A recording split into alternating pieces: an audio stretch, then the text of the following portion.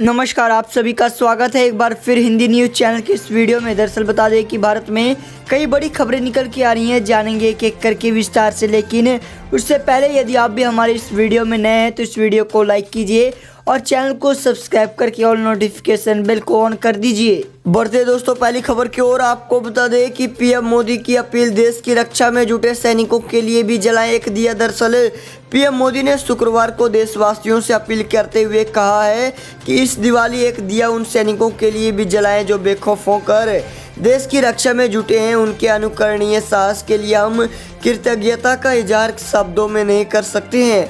PM Modi ने कहा कि हम सीमा पर जुटे सैनिकों के परिवारों के भी आभारी हैं। पीएम मोदी ने इस ट्वीट के साथ एक ऑडियो संदेश भी साझा किया है, जिसमें वे त्योहार पर सैनिकों को याद रखने की बात कर रहे हैं। मोदी इसमें कहते हैं कि साथियों, हमें अपने उन जाबाज सैनिकों को भी याद रखना है जो इन त्योहारों में भी सीमा पर डटे हुए हैं, भारत माता की सेवा और सुरक्षा कर रहे हैं। हमें उनको याद करके ही अपने त्यौहार मनाने हैं। हमें एक दिया घर में भारत माता के वीर बेटे बेटियों के सम्मान में भी जलाना है। मैं वीर जवानों से भी कहना चाहता हूं कि आप भले ही सीमा पर हैं, लेकिन पूरा देश आपके साथ है।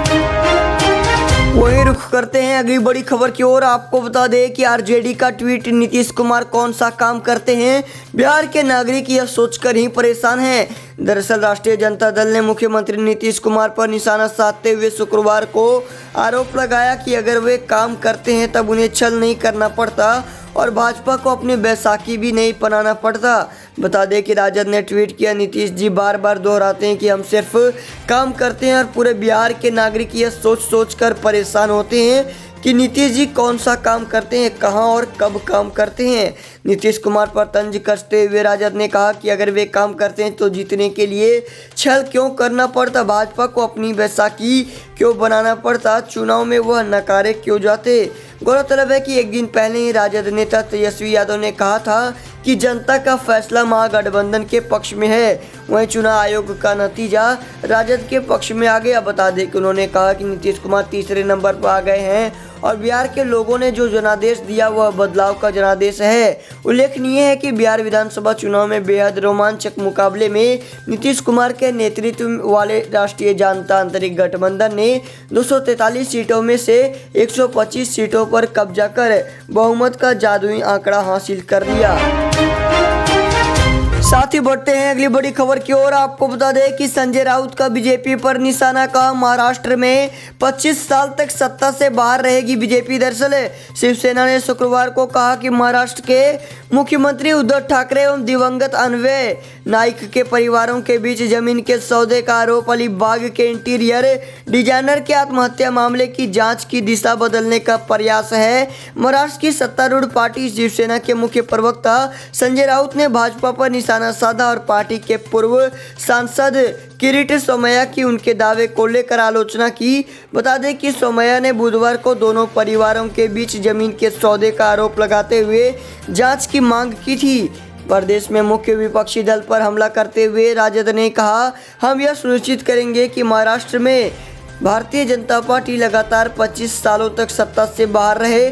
संवाददाताओं से बातचीत में राउत ने आपा खो बैठे और उन्होंने भाजपा को सेठ जी की पार्टी और सोमैया को व्यापारी करार दिया। राउत ने कहा कि सेठ जी की पार्टी के प्रवक्ता उस मराठी महिला के बारे में बोलने के लिए तैयार नहीं है जो विधवा हो गई। इस बाते में उनका इशारा इंटीरियर डिजाइनर अन्वय नाइक की पत्नी की तरफ था। उन्होंने शिवसेना के पूर्व सहयोगी दल पर हमला तेज करते हुए कहा। साथ ही बढ़ते हैं अगली बड़ी खबर की ओर। आपको बता दें कि सुप्रीम कोर्ट ने हाई कोर्ट के फैसले में किया बदलाव। इस राज्य में 2 घंटे पटाखे बेचने और चलाने की दी छूट। दरअसल सुप्रीम कोर्ट ने तेलंगाना में दिवाली पर 2 घंटे पटाखे बेचने और चलाने की अनुमति दे दी है। सुप्रीम कोर्ट ने तेलंगाना पटाखा निर्माता एसोसिएशन की अर्जी पर यह छूट दी है। तेलंगाना हाईकोर्ट और एनजीटी ने राज्य में पटाखे बेचने और चलाने पर बैन लगाया था। इस फैसले को संशोधित करते हुए सुप्रीम कोर्ट ने कहा कि लोग त्योहार पर 2 घंटे के लिए ग्रीन पटाखे चला सकते हैं।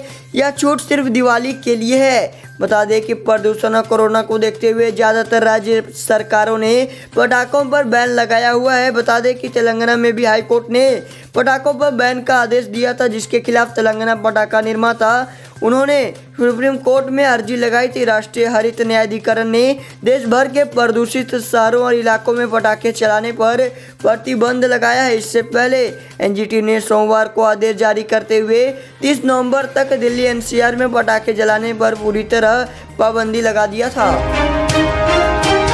वहीं बढ़ते हैं अगली बड़ी खबर की ओर। आपको बता दें कि अयोध्या ने बहुत अपमान साहब और नहीं, अगले साल 7.51 लाख दीपकों से होगा दीपोत्सव। दरअसल उत्तर प्रदेश के मुख्यमंत्री योगी आदित्यनाथ ने कहा है कि श्री राम की अयोध्या के साथ सदियों तक बहुत अन्याय हुआ है। जो अयोध्या जन्म और जीवन दोनों तारती है, वह कुछ लोगों की कुत्सित सोच के कारण वर्षों तक अपमानित तो होती रही है, पर अब ऐसा नहीं होगा।